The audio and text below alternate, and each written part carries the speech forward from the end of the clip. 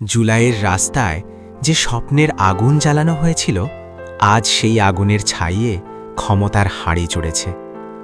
যারা গতকালও লুঙ্গির তলায় লুকিয়ে থাকা নামহীন মানুষ, আজ তারাই নেতা। বড় বড় গাড়ি, বড় বড় কথা, মুখে বিপ্লব, বুকে ক্ষমতার লোভ।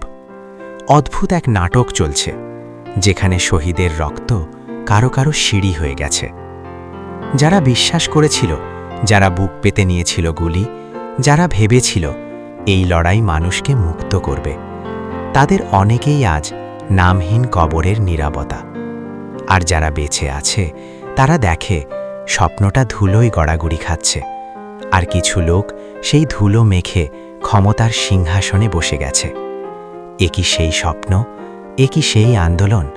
নাকি আমরা সবাই একটা সাজানো খেলার পুতুল, যেখানে মানুষের রক্ত শুধু ক্ষমতার হিসাবের অঙ্ক? প্রশ্নটা তাই এখনও রয়ে গেছে, এই ষড়যন্ত্রের খেলা বন্ধ হবে কবে? নাকি ইতিহাসের প্রতিটি মোড়ে স্বপ্ন দেখানো হবে, মানুষ মরবে, আর শেষে কিছু লোক ক্ষমতার মালিক হয়ে যাবে?